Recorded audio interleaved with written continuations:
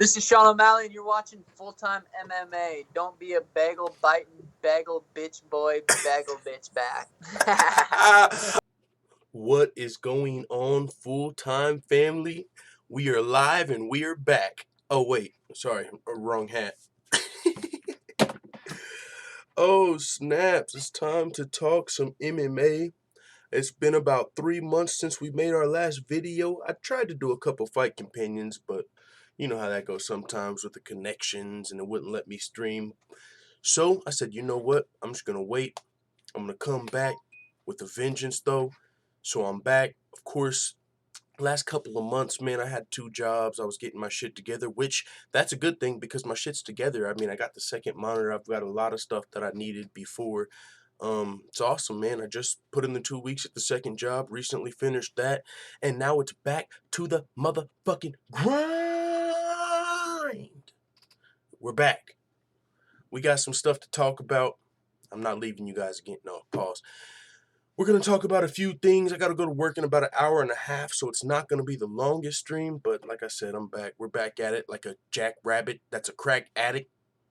What's going on? Let's see. We got 2 screens now, so if y'all see me looking over here, I'm looking at what y'all are saying. Yeah, I got the look, I'm looking at the screen. I'm looking at the screen. I'm looking at the screen. I'm looking at the screen. Yo, it's lit. We got it. Oh wait, why is the chat not right here? But it's popped out. Oh, there we are. Marcus Bell in the building. Teron Brown, Mr. Bennett, John Taylor, I'm him, Dion W, John Rod, Dark Cloud. What the fuck is going on, everybody? Jefferton alive in the building. Alonso, long time no see, everybody. Good to see you all. Without further ado, man, let's talk some MMA. We got Conor McGregor. Contrary to the disrespectful experts, I've got a lot more than a left hand. I got a left shoulder. Hey, what y'all know about them Conor McGregor shoulder strikes that put Donald Cerrone out of his misery? Oh my. I shouldn't say out of his misery because he got a fucking fat payday for that dive. Just kidding. But no, he did get a fat payday for fighting McGregor. And I just saw like some fucking Donald Cerrone's about to be in a movie with Mark Wahlberg and Post Malone. That's a pretty good spotlight to be in, fighting Conor McGregor right before your movie drops, right? Anyways, Conor McGregor coming out, and he's talking about the experts. He's talking about the professional fighters. I mean, you can say what you want about me, right? I'm just a fan that fucking watches this shit every card, and I know a lot about it, but people can always say, oh, but you actually never got in the octagon. There's people that are experts. I mean, the Dominic Cruzes, the Michael Bispings of the world, the Chael Sonnens of the world, who not only were professional fighters at the highest level in the UFC, but they also, after the game, continued to study the game and continued to speak on the game. And there's people like this that are former professional fighters that say all Conor has is a left hand. Conor don't have cardio. Cowboy's grappling is better. Cowboy's wrestling, his jiu-jitsu, his kicks, his cardio, everything is better for Cowboy, right? Which means he should win the fight if all Conor has is a left hand, according to the experts. But Conor came in there and he let us know he's got more. He'll break your fucking nose with his shoulder. That's the type of guy we're dealing with right now. He'll break your fucking nose with your shoulder and get you out of there in 40 seconds. This is the real deal. What's next for Conor McGregor, by the way? What's next for Conor McGregor? Is it going to be Khabib? He's got to fight Tony Ferguson next. I think Khabib probably gets through Ferguson unless the UFC fucking pulls Tony Ferguson out of that fight. Like, get over here on some scorpion shit. Because Dana did say before McGregor fought Cowboy, he said if McGregor beats Cowboy, he's going to fight Khabib next, and it will be the biggest pay-per-view that we've ever had of all time. He's like 100% sure. So I don't know if you want to risk the biggest pay-per-view of all time on Tony Ferguson, but hey, man, the UFC and their marketing team, they got a plan, and I'm not going to try and predict that shit. Blaze One Sports in the building. Quincy Panola, why do people think it was fixed? I'm not even, bro. I'll tell you why people think it was fixed, but I don't even give a shit what fights are fixed and all that. I'm here to watch this and enjoy the entertainment. But I'll tell you why people think it was fixed. Because not only Is Conor McGregor the biggest star in UFC history? He's probably one of the biggest stars in combat sports history at this point. Of course, you got the Floyd Mayweather, who's made more money, and a lot of the boxers who make a lot of money because boxing has better protection. But if Conor loses this fight, I just talked about how Dana White said if Conor wins, it's going to be the biggest fight in history with him and Khabib.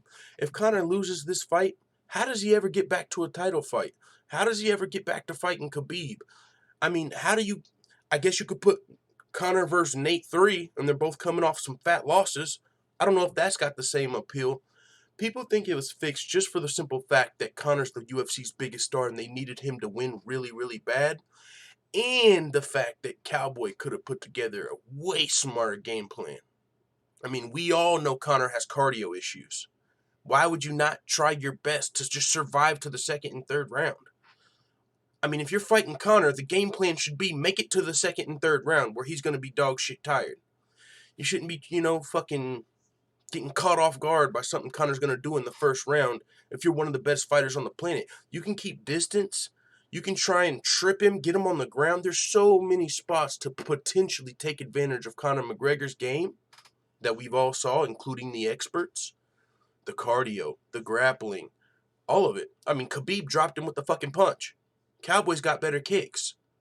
There's a million things Cowboy could have done to not lose that fight in 40 seconds. I think that's where some of it's coming from. But hey, man, when you get in that octagon and the cage closes and the pressure...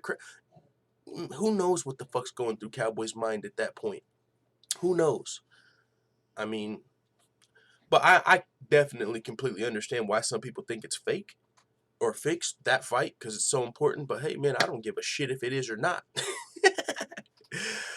But either way, Conor McGregor coming out there and letting everyone know he's got more than a left hand. You better check out that motherfucking shoulder.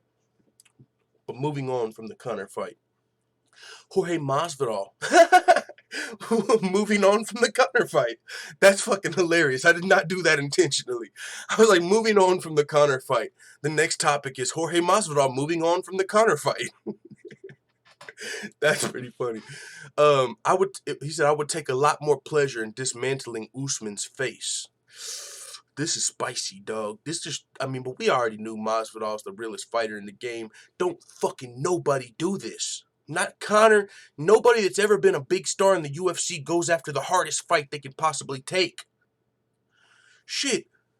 Masvidal, if we're keeping it all the way 100, Ben Askren did not deserve a fucking Masvidal fight. Still gave it to him. He was supposed to lose. Need his fucking head off. Fastest knockout in UFC history.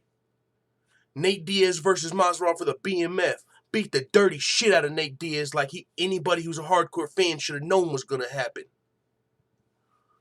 Now he's the biggest star in the fucking game, aside from maybe Conor McGregor. And what's he doing? He's not sitting out and fucking, I want to fight GSP. I want to fight McGregor. I want to fight Nick Diaz. He's not just going after big money fight. I want to fight motherfucking the Nigerian Nightmare. When I go to sleep, I don't fucking have no nightmares, no motherfucking Nigerian. I think of Starving Marvin when I'm asleep. The fuck is a Nigerian Nightmare? Nobody does this, man. Respect to Masvidal, but he's already the BMF. Man, I've been gone for 3 months, but you guys don't understand. It's almost like my mission was complete. I've been talking about Masvidal versus McGregor for the last 3 goddamn years. Whenever everyone was clowning Masvidal, no one fucking knew it. Back when I was still doing fucking fighter against the world, fighter versus the world, I did Masvidal versus the world at 155 and 170. I didn't do that for no one else. That's because I've fucking known about Masvidal. So that's why I felt like my mission was complete. Masvidal got to the top of the fucking game where he deserved to be. All this other shit, I don't give a fuck what's fake and what's real. As long as the realest in the game got to the top, the rest of the shit is a show. So I'm just happy Masvidal got to the top. That's all that fucking matters. That's why I feel like my UFC mission was complete, even though I had nothing to do with it. I'm just happy to see Masvidal on the top of the game. And honestly, if he wanted to start getting up here and fighting the Nick Diaz and the McGregors, it would be completely understood because he's already put in the work and paid his dues, unlike a lot of these other motherfuckers that are 11-0 getting big fights. This motherfucker's never had politics on his side, still got a winning record, despite fighting with the best of the best even before the UFC. I mean, put some fucking respect on his name. Moise Audio, welcome back, my motherfucking nigga. What's up? What's going on, Moise Audio? George Page, welcome back, bro. George Page, my motherfucking dog. Israel A, full-time you don't. MMA 2020, motherfuckers. You know what time it is? It's motherfucking hashtag 2020. I thought, what? Bro, it's 2020. It's fucking time. Harrison is taking down Cyborg at the end of the year, I'm telling you. Mark my fucking words. Dressing up like Scarface and kind of begging for attention. But shit, I dress up like Scarface too. What the fuck you talking about? He is fucking Scarface. He isn't finished because they will use him as the test fighter because he is always down, says Fat Ninja Foot. Whoa, Stannis Baratheon says, seems like a hard matchup for Masvidal, and Masvidal is the fakest fighter in the game. Oh, no, you didn't. Stannis Baratheon, that's not what I'm trying to come back to. Somebody talking that straight bullshit. You sound like you've been sucking a fucking bag of pickled peckers all goddamn morning. What's wrong with you, boy? The realest in the game, I don't give a fuck if you put him in the next Grand Theft Auto as a real fake character and he runs around shooting shit up all goddamn day. He's the realest in the game. I don't give a fuck if he dresses like Scarface or he joins Roxanne Modafferi in the motherfucking Dragon Ball Z cosplay. I know the real deal, and it's Masvidal. I'm gonna put him back to box. Oh, I'm going to put him back to box. George Page with the $3 super chat. What's going on, dog? Appreciate it. Welcome back, doggy. Let's go. There will be no motherfucking Masvidal buffoonery that does not go unanswered. Say hello to the bad guy. Because he's in your face. Oh, shit. 20 NOK. I don't even got my headphones in, so if you guys hear, like, jet flying, son of a gun, I'm having a hard time holding these alligators down. Whoa! Ric Flair, Moist Audio with the 20 NOK. I don't even know what that is, but I appreciate it. Toron Brown says if Tony gets screwed over again, he should retire and move on to another promotion. If he's got the option, man, sometimes you get into business with the wrong people, and these motherfuckers, you know, you ain't really got too much free will. I mean, you do, but yeah, he's gonna have to just get out of there. Maybe go to Bellator. I mean, Tony Ferguson's not in a great situation because he's such a good fighter, but he's sandwiched in between big business. So he might have to go to Bellator or do a podcast with Diego Sanchez because that shit would be lit. With that being said, Masvidal moving on from the McGregor bout. I would take a lot more pleasure dismantling Usman's face. We talked about it. I mean, Usman, he of course most recently dismantled Colby Covington. I mean, if you look at Usman, it'd be hard to find one round he's lost in his career. And honestly, before I picked Usman to beat Woodley, I was unsure about Colby. Because, I mean, the facts are the facts. Kamaru Usman was a Division II wrestler. Colby was a Division I wrestler. Kamaru Usman coming into the UFC, both of these guys are really known for their grappling. That's how they dominate guys. Yes, Kamaru's probably got a little more power, but they're both known for their wrestling. So you would think the higher skilled wrestler might have a chance in that fight. But up until the Colby fight, Usman hasn't lost a fucking round. He's a dominant wrestler, which has always not been the greatest matchup for Masvidal. Usman's going to be ready for the flying knee. This is going to be a tough fight for Masvidal, man. But so was the Askren fight. Not so much the Diaz fight, but the Askren fight. Could have been. But it wasn't either. But it could have been a bad matchup. By the way, would you be down to interview Kayla, fam? Duh. The fuck are you talking about? I eat Fruit Loops off this woman's toes. No, I'm just kidding. Yes, I would fucking interview Kayla, dog. I interview anybody. I interview Kayla's fucking baby mama cousin, Tracy. Won't hear from Colby till his mouth gets. Yeah, he's fucking eating Chipotle through a straw right now. He's eating fucking Chipotle smoothies. When you get your jaw broke, you gotta eat through a straw. That nigga's, he's blending up Chipotle. You know what I'm saying? You still want your favorite food, but you gotta eat through a straw. My nigga's got Chipotle in an ultimate commercial size blender. Blending that shit up. He's drinking Chipotle smoothies right now. But let's move on. Johnny Walker. Oh, we got to talk about this. Johnny Walker blaming his coach for the Corey Anderson loss. He said, imagine going to war and not being happy who's with you. Bro, what the fuck are you talking about? You weren't happy before the last fight? I would have been confused. You walked out millie rocking and doing fucking backflips. You look like the happiest fighter that's ever been about to enter an octagon. You got in the cage still backflipping and shit. Like you didn't know what energy, conserving energy and cardio means. What the fuck are you on? What makes you think you can do all this backflipping and all these athletics before a fight and still make it? Like what do you must have the ultimate gas tank, but you got these muscles, so that's usually not the case. Like what the fuck are you even thinking doing these backflips before the fight? Now you blame your coach? You need to blame your fucking dance instructor. That's what really needs to be who's at fault. The motherfucker that was teaching you to gyrate instead of teaching you to throw fucking kicks. That's whose fault this is. With that being said, anybody that wants to move camps to one of the greatest camps of all time, whether it's American Top Team, whether it's American Kickboxing Academy, whether it's TriStar, fuck it, Jackson Wink, any of these, if you just have some trainer that's off and on, you know, that you've been sticking with, but you don't have a lot of killers to train with, and the best wrestling coach, the best jiu-jitsu coach, the best kickboxing coach, the best Muay Thai coach, all these different coaches, all these different fighters you get to fight with that are all training with all these coaches. Yeah, that's going to be better than training in your fucking gym with fucking Uncle Rudy.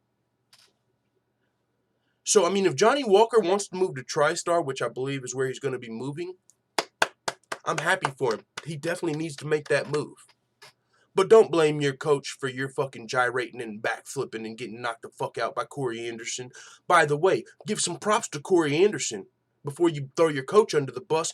How about Corey Anderson, a fucking killer who's been fighting ranked fighters for like the last 20 fights, can't get a title shot to save his life because he's not marketable, I guess. So we'll give it to Dominic Reyes and all these motherfuckers coming up. And Dominic Reyes is dangerous, but Corey Anderson should be getting a title shot. And that's why he knocked your ass out, because frustrated he's not getting his due. Corey Anderson is putting in fucking work and everyone's skipping over him. So of course when he gets to go in there with the hype train, who he knows if he beats me he's getting a title shot, Corey Anderson is unleashing the beast. 25-8 overtime beasting Corey Anderson. That's why you lost the fight. It's got nothing to do with your coach, buddy. Fuck you, Tom Matt. But yeah, by all means, go train with TriStar. Go train with ATT. Go train with AKA. You will be a better fighter. And I guarantee you the first thing they tell you is stop all that motherfucking gyrating and dancing before the fight. Because you have 3 rounds and you're going to be a big star. So you're going to have to prepare for 5 rounds. And if you got to fight for 5 rounds, ain't no motherfucking backflipping before the fight, dog. That's what they're going to tell you. Stupid ass headline right here. Piss me off. Go ahead. NSAC suspends Sean O'Malley for 9 months. What the fuck is this even in the headline for? He's not getting resuspended, but when you read the headline, that's what you would think. Cleared for UFC. Bro, my nigga has been suspended like 3 fucking times for the same shit. This is unprecedented bullshit. And it sucks because I knew something was going to happen with Sean O'Malley. Before I interviewed Sean O'Malley, and he would go on Ariel Helwani's show, before the second time I interviewed Sean O'Malley, when he would go on Ariel Helwani's show and he would always talk about how, hey man, the UFC, I feel like I'm worth more money. I'm talking to the UFC to get more money. That's all fine and dandy, you know, because people do have a value. And so if you know your value and your manager knows your value, you guys can negotiate behind the scenes. But when you go publicly, and you start negotiating business with the UFC that you're doing behind closed doors, when you start putting that in the public, that's not good. And so it was multiple interviews. Sean O'Malley would go on and be like, yeah, man, I feel like I'm worth more money, so I'm going to talk to him and get me some more money, shit. I was like, uh-oh, something's going to happen, man. The UFC, they're going to make an example out of this kid. And I guess it was USADA. I mean, say what you want, but now he's been going through the fucking ringer. He's been going through the blender like Colby Covington's fucking Chipotle for no fucking reason. If you did a lineup, you know what I'm saying? Like, here, pick out of these line of guys. If you line up 10 UFC fighters and you say pick the ones that are on fucking steroids, you're going to pick 9 of them before you fucking come to Sean O'Malley. I mean, before he got in the UFC, his hashtag was the fucking skinny boys. It wasn't the steroid boys. It wasn't fucking alpha gains. None of that shit. It was the skinny boys. He's hitting you with precision and speed on some McGregor shit. It ain't on no motherfucking, fucking, just overwhelming you with this pure fucking strength and no one understands how you're beating USADA. That's not the case. But somehow he's had like, this motherfucker's almost been suspended as long as fucking Vanderlei or something. Whoever got the lifetime ban and then got unsuspended. He's a, what the fuck? Skinniest motherfucker in the UFC got the longest ban. Fuck out of here. I think there's some sinister shit to it, but like I said, we'll never figure that out, and I really don't care enough, because that's not my business. I'm not fucking with these people like that. But either way, Sean O'Malley's cleared to fight at UFC 248, and honestly, I don't see, a lot of people feel like, oh, the UFC's trying to give this guy easy matchups. They're trying to push Sean O'Malley. They want him to be a big star. I feel the opposite.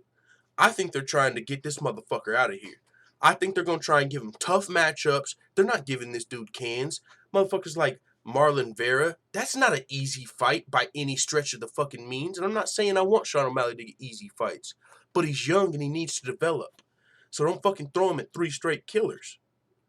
But hey, the match, you definitely don't want to pitch up. If you're a fighter or a fighter's team, there's one word of advice. Don't piss off the matchmakers. That's all I'll say. Macy Barber's father. If you guys watched UFC 246 over the weekend, you saw Macy Barber lose to Roxanne Modafferi. Pretty big upset. Macy Barber was the biggest favorite on the card. After the fight, though, during the fight, Macy Barber tore her ACL. But that wasn't until the second and third round. First round, Roxanne Modafferi beat the fuck out of her. She outsmarted her. She outfought her. Macy didn't know what to do in there. I mean, maybe she would have been able to compose herself. And I think what it might have been is she just thought she was going to run through Roxanne Modafferi like some easy fight. She just looked at her as somebody that she's supposed to get out of there. She didn't take Roxanne seriously. She didn't respect her game. Because that's what it seemed like, because she had no answers for Roxanne Modafferi in that first round. Roxanne would trip her to the floor, and it was like, oh shit, I'm in a bad position. I'm about to lose the round if I can't figure out how to get out of this position. And by all means, she ended up losing the first round. After that, she tore her ACL, and that she just couldn't fight. I mean, we've seen people fight injured, but after losing the first round, it's going to be really hard to win 2 rounds. You know, if you lost 1 round healthy, good luck winning 2 rounds with the fucked up ACL. So the fight was downhill from there.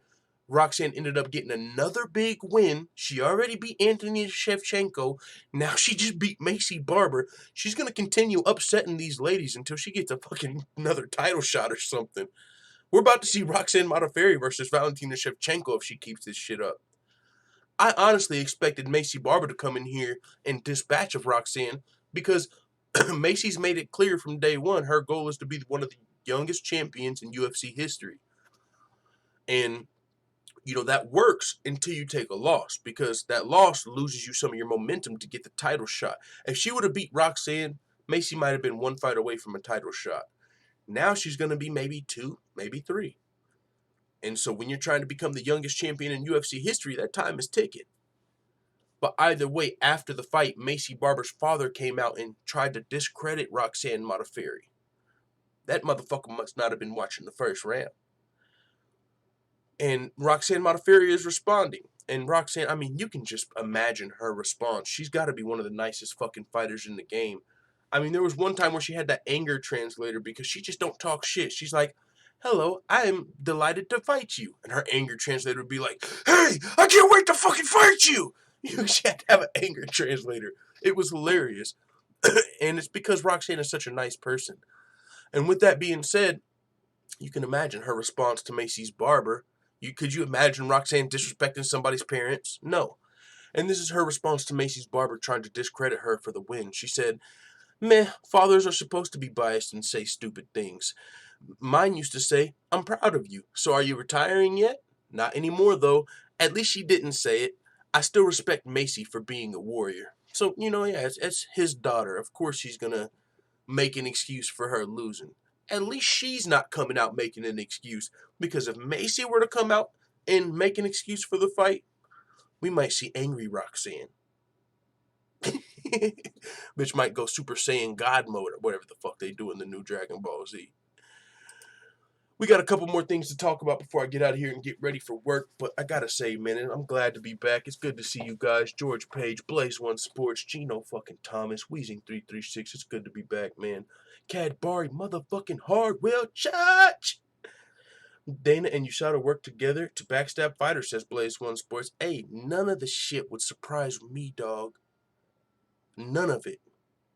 Whether it's a framing of a motherfucking, any of that shit. John Jones with the picograms. I don't know what goes on behind the scenes, but I do know that the UFC pays USADA.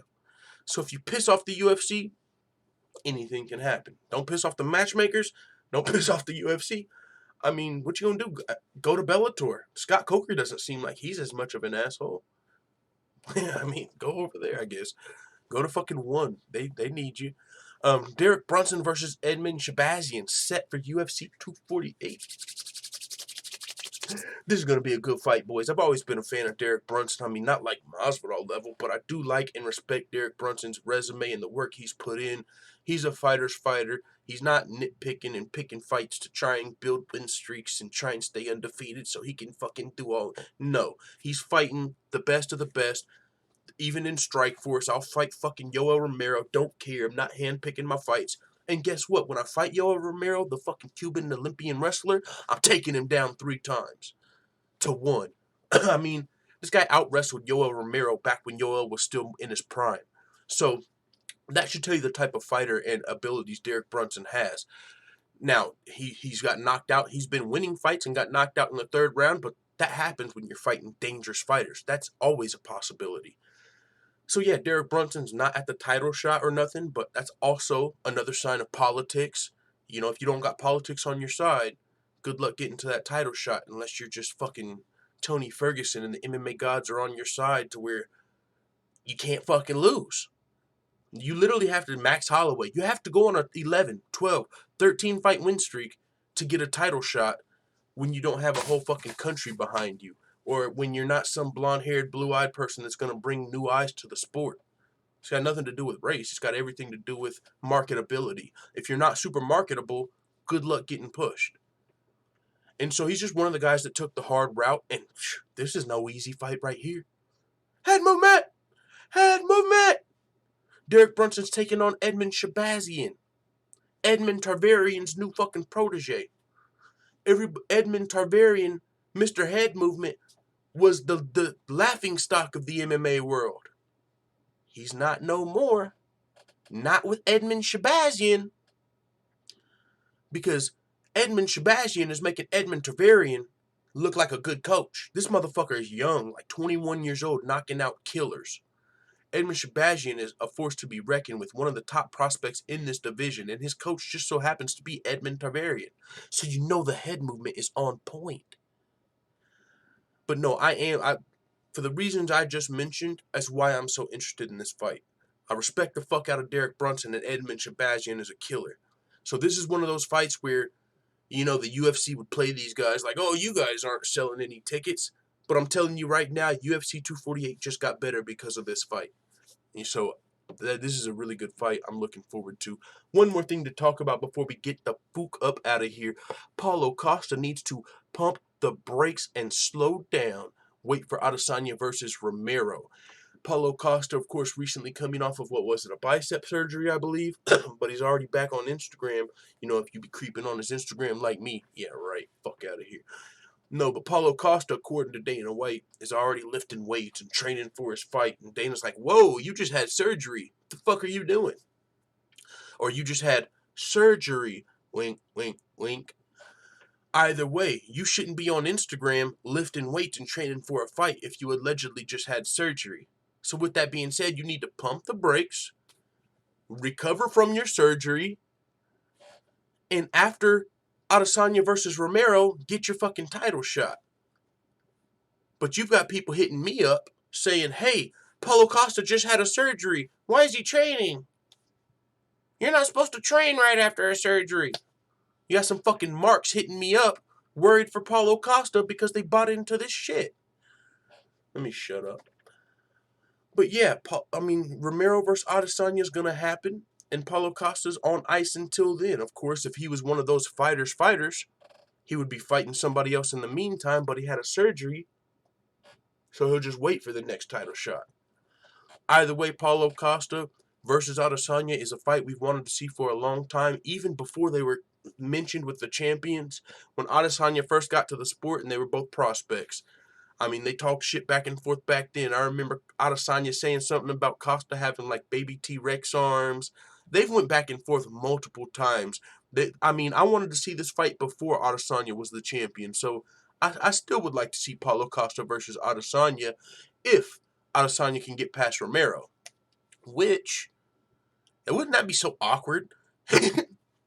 If Yoel Romero came back and like beat Adesanya, that would be so awkward.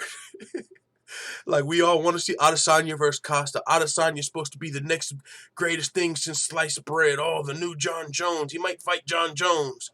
And then Yoel Romero comes back after 5 fucking title shots where he can't get the belt and gets it. And it's like, oh, I just threw a monkey wrench into everything. Yoel's the champion. That would be crazy. But hey, man, I'm not going to lie. I'm looking forward to Adesanya versus Romero. And the winner's going to be fighting Paulo Costa as long as he doesn't re-injure himself after that surgery. And with that being said, that's really all I got for today's show. I got to get ready for work and all that. I'm only down to 1 job, though, so we still got plenty of time before work to do shows. I'm him, Blaze One Sports, George Page, Toron motherfucking Brown. If you guys would do me a huge favor, hit that like button on your way out. It would be awesome. George Page says Jessica Benet needs to go to either One Championship or Risen. Bro, where have you been? Says Guru Breed. I've been taking a much needed fucking get your shit together break. I had 2 jobs for a few months, fucking getting my shit together. I got the 2 screens now. I got a bunch of new shit that I needed to get taken care of, and I'm just in a much better place, you know what I'm saying? And also, man, some of you might not know, some of you might, I don't know who's watching this right now, but when I started this channel fucking 3-4 years ago, I literally did not take 1 day off. Not a holiday, not a Christmas, not a birthday, not a motherfucking, not 1 day. It was nothing for 2 years straight. At least 1 video every single day, and some days I would drop fucking 8 videos. It was a constant grind. I didn't take any breaks for like 2 fucking years. And so when you put that much effort into something and it's going well, and then YouTube starts fucking shadow banning and all the your fucking PayPal start getting flagged and all this shit starts happening, and it's like, man, I've put so much work into this, and powers that are, it's not in my control, it seems. It's, like the YouTube algorithms are changing and everything's different. It was just not worth it anymore, from every single day of grinding. So I needed to take a break, do something else. I already got a good job, but I got a second job, stack up some money, because YouTube was just really not helping, you know what I'm saying? And so now that I'm back on my feet and shit like that, man, we're good. I don't even care. I don't need money from YouTube. I don't need an AdSense. I don't give a fuck about a super chat. You know what I'm saying? Now I'm doing this for fun. I don't give a fuck, like, oh man, maybe somebody will donate and I'll be able to fucking have gas next week. Like, no, I'm good. Like, I got gas next week, even if I don't fucking make a video for another 3 months. I'm good. So I feel like that's a better place to be in, doing it because you enjoy it and not because you feel like you have to, and it's something that, oh, I got this project I'm working on, I have to every single day. So yeah, man, that was a much needed break. That was like my days off from the first 2 years where I didn't take any days off. That was just like a vacation for me. So now we're back though, and we're fucking ready. And yeah, we're going to be doing videos, live streams, fight companions, all of the above. We miss you, bro. I miss you guys too, for sure, man.